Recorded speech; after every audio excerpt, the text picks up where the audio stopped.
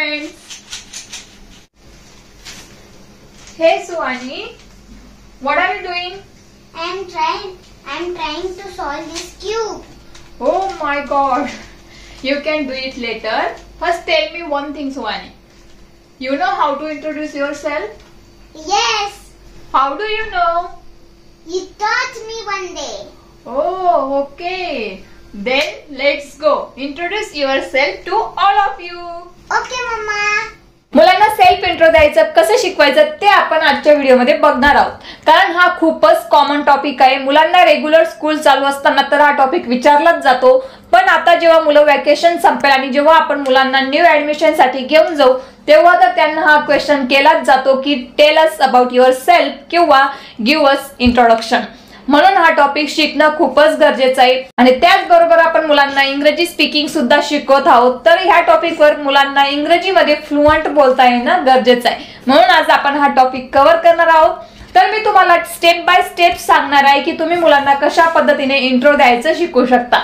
पण त्याआधी सुहानी तिचा इंट्रोडक्शन देणार आहे तुम्हा सगळ्यांना. Hello friends. First, if you like our videos, please do like, share and subscribe. Okay, now give your introduction. Hello friends. Good morning. My name is Suhani Patil. I am a girl. I am 6 years old. I am in senior KG. I study in XYZ school. I love dancing and playing with my friends. My mother name is Shital. She is a teacher. My father name is Anand. He is an engineer. My favorite fruit is banana. My favorite color is pink. My favorite flower is lotus. It's all about me. Thank you. I hope तुम्हाला सुहानीचा introduction आवडलं असेल. तुम्हालाही तुमच्या मुलांना अशाच पद्धतीने introduction शिकवायचं असेल तर ते आपण स्टेप बाय स्टेप कसं शिकवायचं ते आता बघणार आहोत. So stay tune. मुलं जर 3 ते 4 वर्षाचे असतील तर 4-5 लाईन बोलले तरी चालेल. खूपच इझी लाईन्स असतात. मुलं खूप इझिली शिकू शकतात. तुम्हाला काय करायचंय मुलांना फक्त रोज 2-2 लाईन तुम्ही शिकू शकता. 2 सेंटेन्स घ्या, परत परवा 2 सेंटेन्स, तेरवा 2 सेंटेन्स, अशा पद्धतीने मुलं खूप इझिली शिकतात. एकाच दिवसात सगळं शिकवायला जाणार तर मुलं तसे शिकणार नाहीत किंवा ते कंटाळा करतील. म्हणून 2-2 लाईन चूज करा आणि ते मुलांना त्यांची रोज प्रॅक्टिस करा. मुलं जर 7-8 वर्षाचे असतील, 5-7 वर्षाचे असतील बघ ते 7-8 लाईन स्वतःविषयी बोलू शकतात. चला तर मग स्टेप बाय स्टेप बघूया.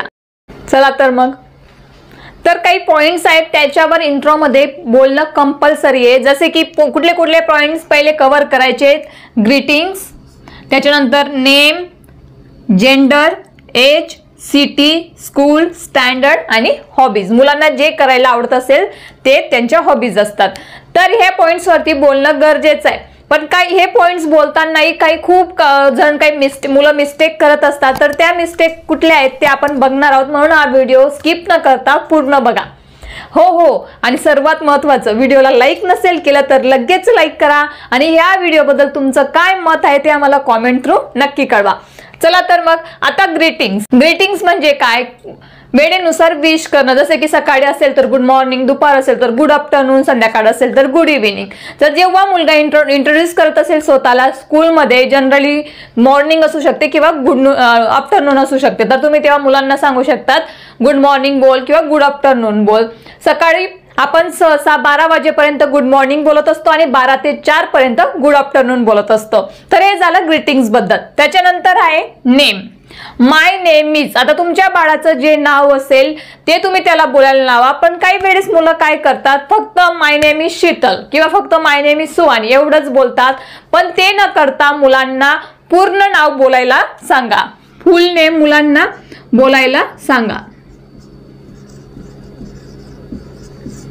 फुल नेम बोलणं गरजेचं आहे.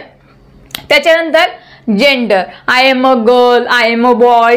लहान मुलं असतील सिनियर ज्युनियर केजीचे तर त्यांना हे बोलणं गरजेचं आहे. I am a girl, boy जे असेल ते कुठलंही बोलू शकतात. Girl, boy. एज, त्याच्यानंतर एज सांगणं गरजेचं आहे. I am a 6 years old, I am a 7 years old जे असेल ते. या पद्धतीने तुम्हाला मुलांना शिकवायचंय. त्याच्यानंतर सिटी, तुम्ही कुठे राहत आहेत हेही सांगणं गरजेचं आहे. तर त्यासाठी मुलगा सेंटेन्स यूज करू शकतो. I live in, for example I live in Dhule, Maharashtra. State आणि सिटीचं नाव सांगणं गरजेचं आहे, म्हणजे त्याच्याने काय होतं, पूर्ण व्यवस्थित वाटतं. आय लिव्ह इन किंवा आय स्टे इन, दोघांपैकी एक वापरू शकतात. आय लिव्ह इन यूज करू शकतात किंवा I stay in. I live in Dhule, Maharashtra.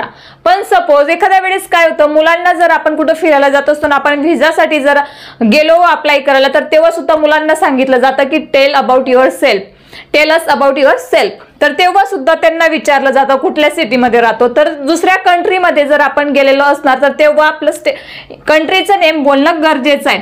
आपण फक्त आपल्या कंट्रीमध्ये असू तेव्हा फक्त तुम्ही बोलू शकतात I live in city name आणि स्टेट नेम. पण जर आपण दुसऱ्या कंट्रीमध्ये असू तर तुम्ही तेव्हा आपल्या कंट्रीचं नाव पण घेणं गरजेचं आहे. तर हे सगळे पॉइंट कव्हर केल्यानंतर नेक्स्ट पॉइंट आहे आपला स्कूल नेम. तर स्कूल नेम बोलायच्या वेळेस मुलं बोलू शकतात I study in dash dash dash school, म्हणजे त्यांचं स्कूलचं नेम फॉर एक्झाम्पल जे असेल ते. पण इथं काय करतात मुलं, स्कूलचा शॉर्ट फॉर्म सांगतात. तर शॉर्ट फॉर्म न सांगता मुलांना फुल फॉर्म सांगणं गरजेचं आहे स्कूलचं. त्याचबरोबर एका स्कूलच्या अनेक ब्रांचेस असू शकतात, तर ब्रांच नेम एरिया वाईज बोलणं पण महत्वाचं आहे. तर त्या पद्धतीने तुम्हाला ते लक्षात घेऊन मुलांना शिकवायचं आहे. Next standard, I am in standard 7th 6th जे असेल ते. I am in standard 7th किंवा स्टँडर्ड नसेल बोलायचं तर ते बोलू शकतात class, I am in class 7th. दोघांपैकी कुठलंही एक त्यांना यूज करायचंय. त्याच्यानंतर आल्या हॉबीज. नेक्स्ट म्हणजे मला काय करायला आवडतं. सपोज मुलांना ड्रॉइंग करायला आवडत असेल तर ते बोलतात आय लव्ह ड्रॉइंग किंवा आय लव्ह कलरिंग. त्याच्यानंतर reading, I love reading. I like to drawing ही बोलू शकतात, आय लव्ह रीडिंग तेही बोलू शकतात. मुलांना जे आवडत असेल ते. तर या पद्धतीने हे बेसिक हा कॉमन टॉपिक आहे, याच्यावर मुलांना बोलता येणं खूपच गरजेचं आहे. तर मी स्टेप बाय स्टेप आणि पॉइंट वाईज शिकवलंय. तुम्ही अजून व्हिडिओ परत रिपीट करून बघू शकतात. आणि म्हणून मी तुम्हाला सांगितलं की मुलांना तुम्ही रोज 2 लाईन शिकवा, म्हणजे त्यांची इंग्लिश बोलायची प्रॅक्टिस होईल आणि ते स्वतःबद्दल इंट्रो द्यायचंही शिकतील. हा क्वेश्चन 2 पद्धतीने विचारला जातो, गिव्ह अस युअर इंट्रोडक्शन किंवा tail us about yourself. तर मुलांना दोघं पद्धतीने विचारून बघा आणि त्याप्रमाणे त्यांची प्रॅक्टिस घ्या. आशा करते की तुम्हाला हा व्हिडिओ आवडला असेल तर या व्हिडिओला लाईक करा, शेअर करा तुमच्या फ्रेंड्स फॅमिलीमध्ये, आणि त्याचप्रमाणे हा व्हिडिओ कसा वाटला ते मला कॉमेंट थ्रू नक्की कळवा. आणि सर्वात महत्त्वाचं म्हणजे आपला अजून एक नवीन चॅनल आहे शीतल द रीडर ब्लॉग्स. त्या चॅनलला तुम्ही अजून भेट दिली नसेल तर नक्की जाऊन भेट द्या. त्या चॅनललाही सबस्क्राईब करा. आणि या चॅनलवरती जर तुम्ही पहिल्यांदा मला बघत असणार तर या चॅनलला सुद्धा सबस्क्राईब करा आणि बाजूला जो बेल आयकॉन आहे त्यावरती सुद्धा क्लिक करा, म्हणजे येणारे अशाच पद्धतीने नवनवीन व्हिडिओ तुम्हाला अगदी टाइमावर भेटतील. कारण आपण इथे खूप सोप्या पद्धतीने इंग्रजी शिकत असतो, तेही आपल्या मराठीतनं. थँक्यू.